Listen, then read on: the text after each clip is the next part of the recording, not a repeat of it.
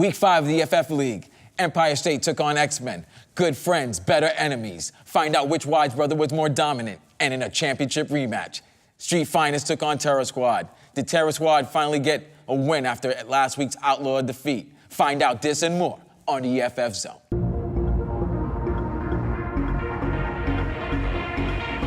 Welcome to the Eff Zone. I'm your host, Vladimir Lewis Saint. Great action this past Saturday here at the LA Valley College, home of the EFF League, where there were many great last-second game-deciding touchdowns that definitely shifted some power to some teams, helped some teams finally get some wins. Everybody in the EFF League now has a win. Let's get to the recap, starting with Game 1. The 4-0 Outlaws took on 1-3 Reservoir Dogs. Outlaws came in to this game really feeling high after their dominant victory over Terror Squad, a game where last week our special guest, Ronnie Jean, said that he wanted it bad. He wants to end the whole Terror Squad reign, the 5-time champs. They want to be the team, dominant, step by step is what they're trying to focus on every week.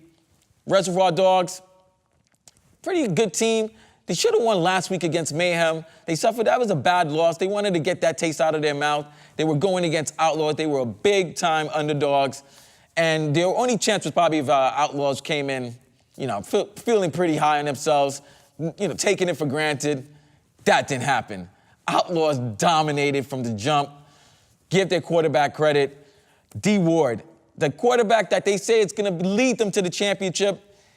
If he's there consistently week by week, maybe. He was in great chemistry with Marquise, Batman Powell. D. Ward went 9 for 11 for 3 touchdowns. 2 went to Marquise, who had 4 catches for 130 yards. 2 touchdowns, including one where he just mossed the defender. And then now Outlaws, when I say you guys are feeling yourselves, you're not only leading the league in touchdowns, wins, points, but you're also leading the league in touchdown poses and disrespectful just antics after you score, because that's all you did out on Reservoir Dogs. 29-7 was the final. What can I say? They're 5-0. They are dripping with swagoo sauce right now. They're really feeling themselves. And when you got a team right now with Check, you got Ronnie, who 22-yard touchdown run, Scipio, who you can ask everybody who was on the sideline. The man was talking to himself. I've never seen this. The guy was talking to himself saying, I need 2 interceptions. I need to get 2 interceptions. I got to make a play. I got to make a play. And guess what? The man lived up to his own prophecy. He did get 2 interceptions. Reservoir Dogs, Neil Rodriguez suffered an injury, pulled hamstring in the first half, and their backup quarterback did very well. Number 7, Holmes, he ran the ball and threw the ball and got their only touchdown in the game, but it still wasn't enough as Reservoir Dogs fell to Outlaws 29-7. Outlaws moved to 5-0. Reservoir Dogs 1-4.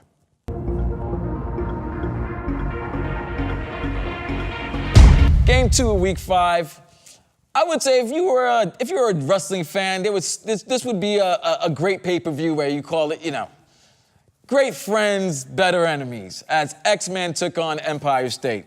Now, last week, you were fortunate to hear breaking news as it happened, as my special co-host, Paul Pratt, on here in this studio, said he will be joining Chico after there was some roster changes that were happening after last week's X-Men game, where Detroit, Johnny Flash, their quarterback, Baby Hulk, they all left. They all left to join Demolition Crew. And Paul Pratt, who was there only for an exhibition, decided he's going to make his return back on the field with Chico's X-Men.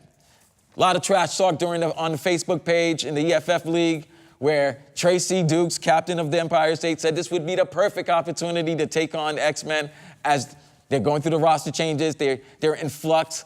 But Chico said, nah, not having none of that. He's bringing in some of his key players back, like Big Chris, who made his return after a toe injury.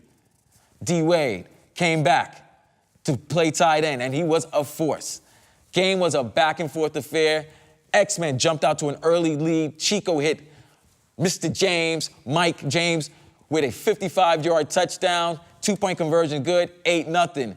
Then in the next series that the X-Men had, Chico hit Mr. James again for another touchdown. They were up 14-0 and looked well on their way to an easy victory. Then the second half happened. And when I say it was a battle to see which brother is dominant, both Wise brothers were on the field. One, Christian, was playing for Chico's team, XMen, and Brent, who was a former X-Men player before, playing for Empire State. Brent was missing the first half while Christian dominated. He had 2 interceptions and seemed to be reading anything Smitty was doing. But in the second half, Brent's presence seemed to bring a factor because Empire State scored on their first possession in the second half. They made it a 13-7 game, and they stopped the X-Men's offense. X-Men's offense was very potent in the first half, but it was very limited in the second half. Give credit to Tracy Dukes, who was putting pressure on Chico. And in the end, X-Men I thought he overthrew him, but looking at the film, Chico did not overthrow him. Give Chandler from Empire State, a great interception. You got to give him a round of applause. You got to give him credit because this dude came out of nowhere. Pterodactyl arms just snatched the ball out the air, gave Empire State new life, one chance, and this is a game of inches. This game is a game of inches. Like I said, it was many last-second plays, and unfortunately for X-Men, Empire State, Smitty, who was great all day, even with those 2 interceptions, he still kept with it, led his team down the field, and threw a pass into the end zone that had interception written all over it. It was in the hands of Christian, but he looked like he didn't know what to do. Because at the end of every game, if you're a football player, you are told to knock the ball down. Don't make an interception. You already had 2. No need for the hat trick. He was in between. Ball tips out of his hands, through his fingers, and was caught by Empire State receiver for a touchdown. Game over. Empire State with a much-needed victory over X-Men, 1914. That's the game, folks. X-Men lost. They fall to 2-3. Empire State's 3-2. Don't worry about X-Men, folks. I still think they're going to be a team to reckon with. They're finally getting their full roster together. Chico had a great game. There was 2 costly turnovers, but that interception by Chandler was really a tremendous play because he had a receiver open. If he didn't stick out those pterodactyl arms, that would have been game over, and Empire State would have been 2-3 instead of X-Men being 2-3. But great game, great team. Both are great teams. Definitely, you're going to see both of them in the playoffs, I believe. That was a great game to the end.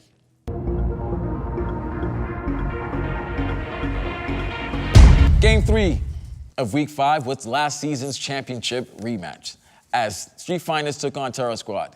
Terror Squad still reeling after that beatdown they took from Outlaws. Yeah, I'm calling it a beatdown. They beat you down. They talk trash. They basically kicked you while you're down. Outlaws wasn't feeling that Terror Squad confidence. So Terror Squad needed a good victory over a quality team. Street Finest showing everyone that they're not a fluke, that this is a legitimate team that to be reckoned with for years to come, especially this season. As they were 3-1, Terror Squad was 2-2. And in my rankings, Street Finest is ahead of Terror Squad. So basically, whoever won this game was going to either solidify their spot in the rankings. It was a defensive battle. Both teams were playing without their starting quarterbacks. Street Finest Chubb Chase suffering from a sprained ankle that he received last week against X-Men, who had pressure on him all game, was replaced by Dylan. And Terror Squad was without Tuesday, who unfortunately could not make the game. So once again, Desmond Bishop was the backup quarterback. And he did very well. I got to give him he did very well. Better than his Week 1 performance when they lost to Skywalkers. It was a commendable effort, but this was a defensive battle as both teams' defensive lines were putting pressure all game long. 2 guys in particular I have to give a special kudos to. Street Finest, number 22, The Problem, was a problem all game. There was Terror Squad had no way of solving him as he was putting pressure on Desmond, got 2 sacks. And on the other side, maybe it was the words by a certain analyst, but for some reason, Wolf was playing out of his mind, getting a lot of pressure on Dillon, even to the point where he also got a personal foul and mentioned to an analyst saying, "It's your fault. It's your fault for getting us like that." Like my words have something to do with somebody getting all motivated. Like everybody getting all in their feelings all of a sudden. Like, wait a minute. Like I have something to do with this. I'm just saying the truth, man. I'm just keeping it real, guys. Like, why y'all getting all upset? Why y'all getting all aggy for? Anyway, Terror Squad did score a touchdown as Desmond got hooked up with Big Country D Green for a touchdown and a 2-point conversion. It was 8-0. Street Finest did respond with a great drive. Dillon hit, and excuse me, I called him Stewie last week, but it's Brian, number 15. But I think I like calling him Stewie, though. Like, he looks like a Stewie to me. But he hit 15, Brian, for a 40-yard touchdown. It was 8-6, and both defenses really dug in as they did not allow any of these offenses to really drive down the field to get that go-ahead score. Final minute of the game, Street Finest had the ball, chance to win the game, and it was interception, costly interception as Dillon threw an interception to 7. That's the man's name, to 7. Sealed the deal. Terror Squad defeated Street Finest 8-6. Both teams are now 3-2. Good win for Terror Squad. Maybe now they're going to start getting that championship momentum back. Street Finest, I don't think this loss really does anything to them as they've been in every game all season. They're a great team. Both teams going to make the playoffs, I believe. Definitely we'll see them down in the future. Great game, great game, great championship rematch. I was looking forward to it. Lived up to its hype. It wasn't an offensive juggernaut. It was a defensive battle, but both teams played well.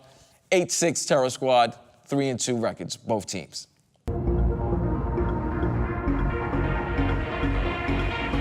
Now, game 4 of week 5 was between 2 bad teams. Let's face it, folks. Demolition Crew is winless, 0-4. Mayhem, 1-3. Demolition Crew did make some big news. Usually teams that are winless don't make big news, but they made big news with acquiring Detroit, Johnny, Wynn, and Baby Hulk to join that team. They needed the help. They got the help.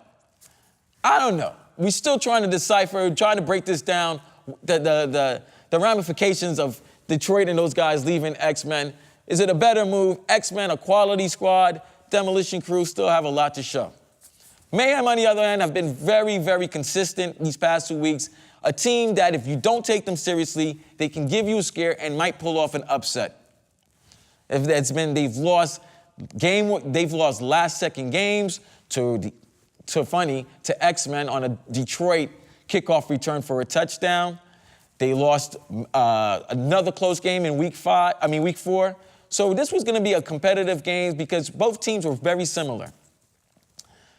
Demolition Crew went out on an early 7-0 lead as Druzy took the ball with no flags and nobody touched them. Never seen that. It's basic rule in flag football in EFF. If he has no flag, all you got to do is touch him, he's down. Mayhem didn't get the memo as he ran up the sideline and took it to the house. 6-0, extra point converted, 7-0. Then Mayhem went on an 18 consecutive point run, 18 unanswered, as their quarterback, Dorsey, who was filling in for Alex. A lot of substitute quarterbacks were filling in and playing very well. So like I said, you may get some quarterback controversies going on with certain teams. But he did a great job throwing the ball, running the ball, looking like a young Cam Newton, and got Mayhem to an 18-6 lead. Now we were all thinking, wow, Detroit, was it really all worth it to leave? Was it really all worth it, Johnny, to leave? What's up, man? This is your first game. You got to show something. Give those guys credit. They did. They went down the field. Druzy, he's the captain of the team. He runs and he also throws the ball. Found Ian in the back of in the end zone to make it an 18-13 game. All Mayhem had to do was get one more first down to end the game, but Demolition's Crew defense stopped them.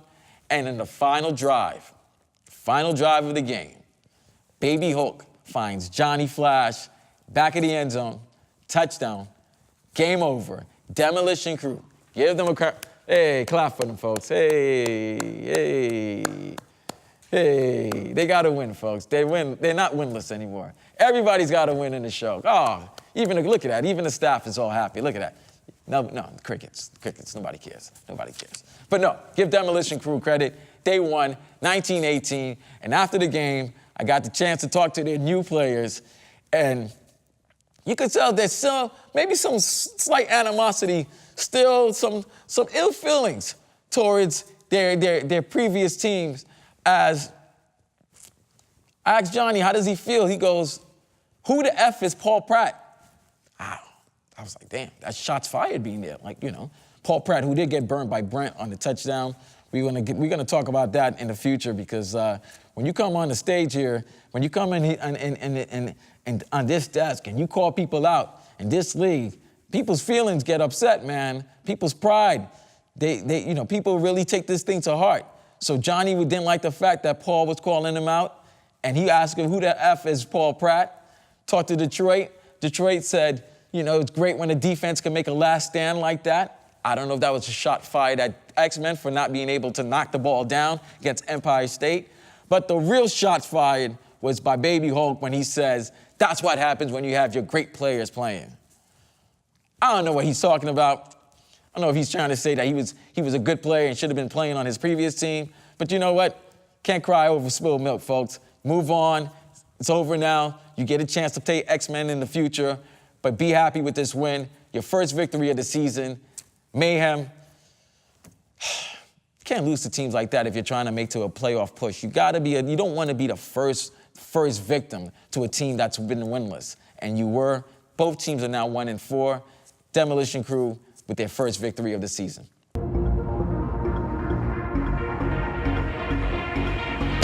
Game 5 of Week 5 was a competitive battle between 3-1 Skywalkers and 2-2 White Shadow. And it was a really good game, a game that ended a real competitive week, if you think about it. As every game except for the first game was really combative, really competitive, and it went down pretty much almost down to the last seconds. Skywalker's offense was moving efficiently with their quarterback, Hollywood Hannibal, who was 9 for 13, getting the ball to his playmakers, X, T. Lou, Twan, Debo. He was getting the ball around and also running the ball very well when he had to. White Shadow, once again, give Matt and give Evan credit. They were making plays. They were the only ones catching the ball for their quarterback. As the game was going real quick, both teams going back and forth. Competitive game. But Skywalker's at the end. Great touchdown by Hannibal to X at the goal.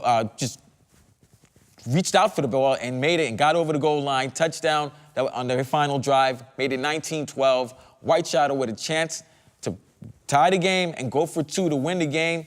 But a big mistake, costly interception. As T. Lou, give him credit. He was a factor on both sides, on offense and defense, with a great interception as he tipped the ball, caught it, got his 2 feet inbounds before going out of bounds, sealed the game. Skywalkers defeated White Shadow 19-12.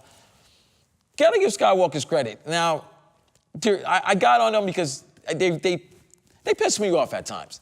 They're a talented team, but they're combustible. They fight sometimes when they don't need to. Talented, but highly, highly volatile. But they figure out a way to win. The games that they had struggled last year to win, they were very, even though they were undefeated till week 12, but at the end, they were shaky at the end of games, and they really, really did a good job in week 5 of clearing all of that up. Like I said, Hannibal did a great job getting the ball to his playmakers, and these new guys, T. Lou, Debo, along with X, are making great decisions, great routes, great catches. They're playing smart football. White Shadow have nothing to be ashamed about. Great team. Could be anybody on any given Saturday. A team that's going to be a team to be reckoned with in the playoffs. But they fell short. 19-12 to Skywalkers. Skywalkers 4-1. White Shadow 2-3.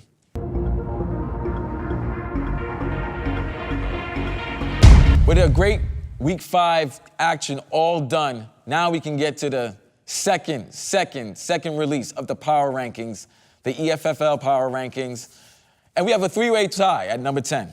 Yes, I'm putting Demolition Crew, Mayhem, and Reservoir Dogs all number 10 because they all have the same record, 1-4. They're both all 3 teams are basically battling for that last playoff spot.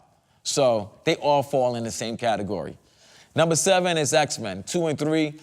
XMen, like I said, they've been competitive in mostly the last 3 games. They've played the 3 of the most exciting games so far this season.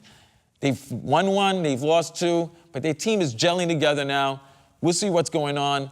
This is their full roster. Remember, everyone, all your rosters, everybody's now official. There is no more adding new players. It's official.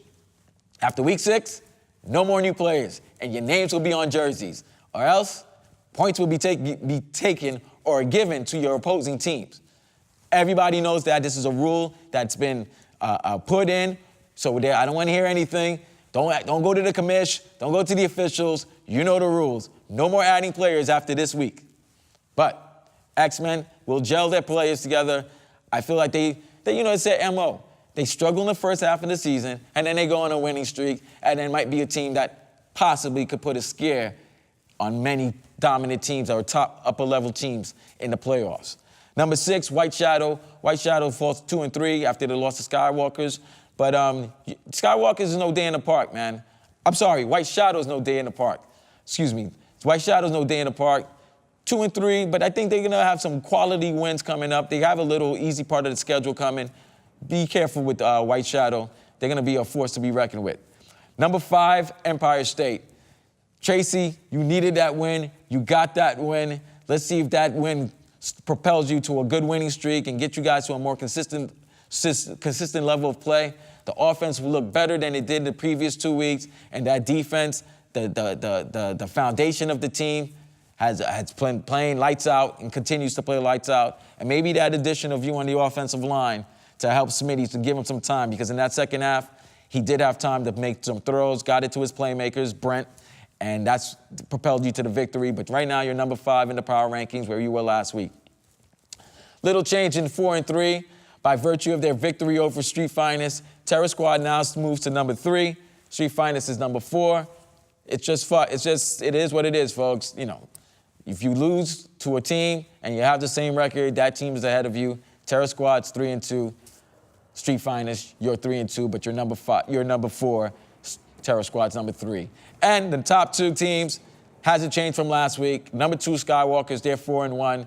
Great play. Maybe if they consistently had more of their players, maybe they would not be 4-1. They might be 5-0, just like the Outlaws, who are right now, after week 5, are the number 1 team in the EFFL league. In the EFFL, they are the number 1 team. I know people's like, well, wait a minute, we're the 5-time champions. Yeah, but we're talking about now. And I don't think you want to be number 1 and after week 5. You want to be number 1 at the end of the season. But the season ended now. I have to say the Outlaws are the best team going. The records say so. The stats say so. 5-0, Outlaws is the number 1 team in the power rankings. And that's it for today. Excuse me. That's it for this week's show. Can't wait for next week, week 6, where the key matchup is XMen versus the 5-time champions Terror Squad. XMen, who last season, the last time they played Terror Squad, last season, laid the smackdown on Terror Squad. 26-0, donut, zip, nada. XMen defeated Terror Squad. This is why, after last week, week 5's game, Chico had a team meeting with his team on the field and said, we got the champs. We know what we can do. We've done it before. Let's do it again. Can XMen defeat Terror Squad, or can Terror Squad finally get that championship train on motion, get that championship train on track, get it rolling? What's going to happen? All you have to do is come to the field, LA Valley College, in Valley Village, California. Come to the Valley and come check out some of the great action, the great players, and the great teams that consist and makes up the EFF League.